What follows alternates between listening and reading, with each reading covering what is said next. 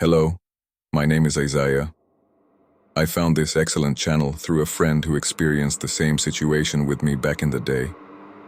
Personally, I don't like talking about it because people tend to joke about everything, but my friend Jonathan is still obsessed with it to this day.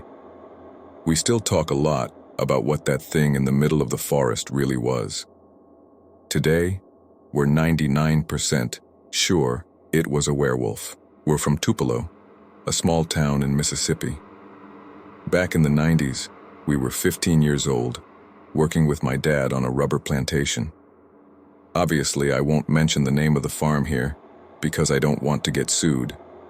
My dad had already been working there for at least a year, but I don't remember him ever mentioning seeing or hearing anything strange in the woods. On the contrary, he used to say he loved the night shift because the woods were cool, and the work went smoothly. My dad managed to get a job for me and my friend alongside him, and obviously, we worked the night shift because he was responsible for teaching us how to extract the rubber precisely. The plantation was enormous, hectares upon hectares of rubber trees as far as the eye could see. There were many workers to handle all the work. In strategic points scattered throughout the plantation, there were wooden sheds covered with black tarps, where the workers would gather to eat and take shelter from the rain if it was too heavy. In our shed, it was just my dad, my friend, me, and two other workers. It was July, and it was particularly cold that year, with a light drizzle almost every night, making the temperature even cooler. In the middle of the plantation, you could barely see the moonlight. We only had the lights from our helmets. In the first week, my friend and I didn't stray far from the shed because we were learning to navigate the woods, and my dad was teaching us the job. But the following week, my dad sent us off in a certain direction, saying we were ready and that we could return to the shed at 2 a.m. to grab a bite and refill our water bottles. We moved far from the shed and started working. Jonathan and I stayed relatively close to each other, walking between the trees and chatting. We were already making plans for our first paycheck. He said he'd take his mom to the biggest supermarket in town and let her buy whatever she wanted. I said I'd finally be able to buy a new bed and mattress because I was tired of sleeping on the couch. At 2 a.m., we returned to the shed where the other two workers and my dad were already there, holding a thermos and serving coffee. The cold was intense, and we were soaked from the drizzle. Our raincoats were very old and full of holes. We drank that hot coffee, rested a bit, and headed back into the woods. The work continued until 6 a.m. The further we went extracting rubber, the deeper we went into the plantation, moving away from the shed. At some point, I started hearing footsteps crunching on leaves and splashing into puddles. Jonathan was ahead of me, humming softly. I stopped and listened carefully. It couldn't be another rubber tapper because they were in the opposite direction, far from us. Whoever was there was sneaking through the trees, stealthily. I could only see as far as the light from my flashlight reached. Beyond that, it was all darkness and mist. I started calling out to my friend, but he didn't hear me. So, I went up to him and whispered that someone was there with us. Just then, we heard a deep growl that sent chills down our spines. The instinct to survive kicked in. It was clear we were in danger. We began to back away slowly, watching the direction from where we heard the growl. Suddenly, we saw a pair of red eyes emerge from the darkness. They were large, bright red eyes. No animal has eyes like that. Jonathan screamed in fear, and we dropped our equipment and bolted. Whatever it was started chasing us. At one point, I looked back, but I wish I hadn't. There was a huge, powerful creature, a mix between a monkey and a dog, running on all fours. I started yelling for my dad. "Dad, help, help." but he and the other workers were far away in another part of the plantation. When I saw the size of that creature, I immediately thought the shed wouldn't be safe. There was no protection there, and it would get us inside. Jonathan was ahead of me, so I yelled at him to climb a tree. I took off my helmet to make it harder for the beast to see us, because the flashlight was giving away our location. I didn't waste much time, and as I passed another rubber tree, I started to climb. I was slipping, and at that moment, I lost sight of Jonathan. The werewolf reached my trail as I was climbing, and it managed to grab my left leg. I felt those hands, or paws, gripping my ankle. It was very strong, and the hand was huge, wrapping around my entire ankle. I clung with all my strength to avoid falling, and started shaking my leg. I kept yelling for my dad, and thanked God when I heard his footsteps, and those of the other workers approaching. My dad had a .38. He always worked with it. He fired just one shot in the direction of the werewolf, and it released my leg and ran away. My dad told me to climb down quickly, and we looked for Jonathan. He was hiding behind some sacks inside the shed. I believe I saved my friend's life because if the werewolf hadn't stopped under the tree to attack me, it would have gone to the shed and caught Jonathan there. We all ran out of the woods together. We reported the incident to the manager, who was surprised by our story and said he would take action. And indeed, he did. The night shift was suspended for some time, and some men were assigned to find the werewolf, but they never found anything. We worked there for a while longer, but only during the day. We didn't hear of any more sightings. My friend Jonathan is still troubled by this incident and has become somewhat obsessed. He reads everything about werewolves and even recommended this channel for me to share our experience.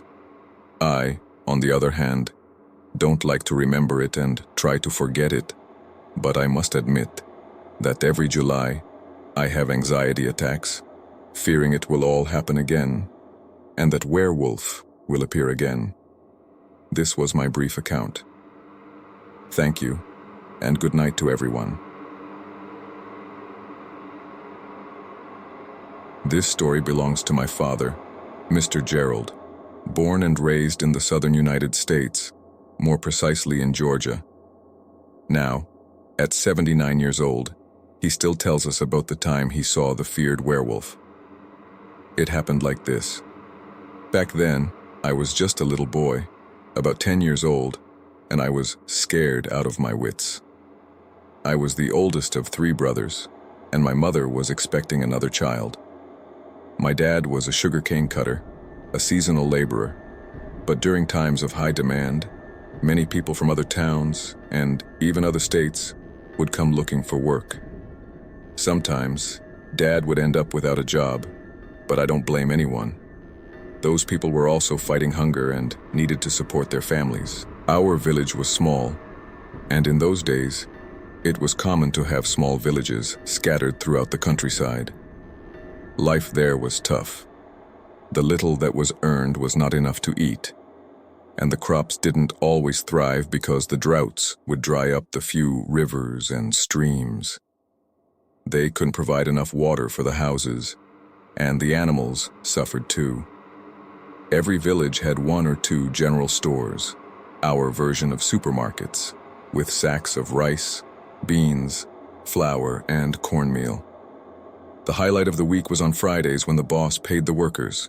There would even be lines at the stores, with one person buying 2 cups of rice, another buying a cup of beans, a slab of jerky, or half a dozen salted sardines.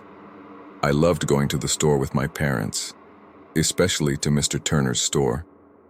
He was a good man, always adding a little extra to our purchase. Sometimes we were a few cents short, and he'd turn a blind eye. At the end of the purchase, he'd even give us some candies. There was another store too, owned by Mr. Edwards, which was closer to our house. But my mom stopped shopping there because he made some inappropriate comments to her. If only I had known about that years later, I would have shown him how sharp my knife was. But continuing the story, I don't remember the exact year, but there was an even worse drought. The livestock began to die, and parents would send their children on long treks in search of water. We would gather 10 or 12 kids, each with a slingshot, a knife, and a bag, and we would head out early, walking so far that our legs would ache. Along the way, we would hunt anything we could find, because it didn't matter what it was. It was food. If we couldn't find water, at least we had food. To make things worse, the work dried up, and my dad was left without any means to support us. My mom was pregnant with 3 kids to feed, and things got so bad that those who had an old chicken in the backyard had to hide it inside the house, or someone would steal it during the night. In those days, neighbors wouldn't lend food because they barely had enough for themselves. Those who had any credit at the stores would buy on credit, and those who didn't suffered. My dad went to Mr. Turner to ask for credit too, but Mr. Turner had to limit what he could give, which was still better than Mr. Edwards, who wouldn't extend any credit to anyone. His store was often empty, with just a few canes of sugar lying around. Everyone knew he hated Mr. Turner. He would always say that Mr. Turner was a sorcerer and that no one should mess with him because he'd put a curse on you. But nobody dared to confront Mr. Turner because there were rumors that he could turn into a creature. And the one who spread this was the late Mr. Tony. He claimed he caught Mr. Turner in the act, rolling around with the pigs in the sty. One early morning, around 5:30 a.m., my mom woke me up and sent me to Mr. Turner's store to get some supplies to make a meal for my dad, because he was going out to look for work. I grabbed my bag and headed down the road. It was quite a walk. The day was just starting to break when suddenly I ran into Mr. Edwards coming out of the woods, adjusting his clothes. When he saw me, he was startled. "Hey, kid, where are you off to this early?" "I'm going to Mr. Turner's store," I replied. "Be careful, and don't wander around with those skinny legs of yours, or you might see something you don't want to see," he warned. I ignored that grumpy old man and continued on my way. When I arrived at the store, Mr. Turner and his helper were cleaning up and cursing. "Hey, kid, I don't have anything to sell today. Look at what that damn creature did. It even crapped all over the place." The wooden door was smashed. Sacks of supplies were scattered all over the floor, but the worst part was the piles of feces everywhere. It stank so bad that I nearly threw up. "Is that poop, Mr. Turner? Can't you see, kid? That wretched thing crapped all over here. This is werewolf poop, black as coal." And indeed, the poop was black and smelled horrible. I couldn't help but laugh. I never knew that werewolves pooped black. Mr. Turner closed the store for a while until he could restock everything and get rid of that stench. With no other options, everyone had to buy from Mr. Edwards. When my dad went there to ask for credit, Mr. Edwards humiliated him before finally selling him what we needed. My dad came home very upset about how he was treated, and my mom even prayed over the food before putting it in the pot, just in case. Some time passed, and Mr. Turner was back in business. One evening, I went to get a candle or kerosene. The road was dark, only lit by the moon. It must have been after 8 p.m. When I got to the store, Mr. Turner was about to close up. I got what I needed, and he told me, "Hey kid, go straight home. It's dark out there, and it's not safe to be wandering around." So I started walking back home. On the way, I heard a sound like a horse galloping. It was coming straight at me. I jumped to the side and looked for a place to hide. I climbed the first tree I saw and stayed there, watching as that galloping sound got closer. Suddenly, it passed by me. It was an ugly, twisted, hairy thing that looked like a cross between a monkey and a donkey. It was so stinky that it made me shudder. That creature went a little further and then turned back, stopping under the tree. I stayed as still as possible, barely breathing, as that werewolf sniffed the air, trying to find me. I prayed that it wouldn't see me among the branches. That werewolf made a growling sound, like nothing I'd ever heard before. To this day, I know it's a werewolf when I hear that growl. But that creature was relentless. It figured out I was up in the tree and started scratching at the trunk, headbutting it to try to make me fall. I held on with all my strength. Then it started jumping, trying to climb, and I was trying not to scream. I was terrified. The creature tried and tried to get me, but when it realized I wasn't going to fall, it ran off towards Mr. Turner's store. I took the opportunity to bolt home, arriving out of breath. My parents were scared, and I told them the werewolf had almost gotten me. I was cautious for days after that, avoiding being out at night. Then, one Sunday, I decided to visit my grandmother, who lived in another village. I had my little donkey, which my dad raised. In the evening, I took some sweet potatoes and cassava that she had given me and headed home. The donkey was usually well behaved, but it was so weak that I didn't push it too hard, letting it go at its own pace. It started to get dark, and I got worried. It was just me and the donkey in that darkness, surrounded by nothing but woods and road. Then, I had to pee, and that was my luck. I got off the donkey and went to relieve myself. Suddenly, I heard that galloping sound again. I shivered all over. It was that beast again. The donkey was terrified, lowering its ears and getting restless. I ran into the woods and crouched down. I only saw the shadow of that creature jumping on the poor donkey.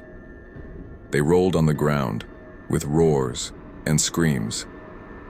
I thought if I went to help the donkey, I'd end up dead too.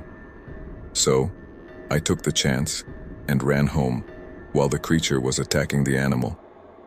When I got home without the donkey, my dad gave me a beating and said if the werewolf killed the donkey, I'd get beaten even more. To make a long story short, the next day, my dad and I went looking for the donkey.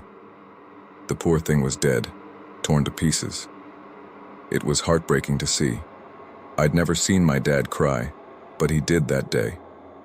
Meanwhile, Mr. Edwards had disappeared, not opening his store for days. After a long time, he showed up, limping and missing an ear. When people asked, he said he had an accident. But when I saw him, I knew it was the donkey that bit off his ear and tore up his leg. After that, he kept to himself, and there were no more werewolf sightings. The result was that his ear and leg got infected, and the scoundrel died from those nasty wounds. I'm lucky that werewolf tried to get me twice, but God and my guardian angel saved me. This is my father's story. I hope you enjoy it. Thank you all.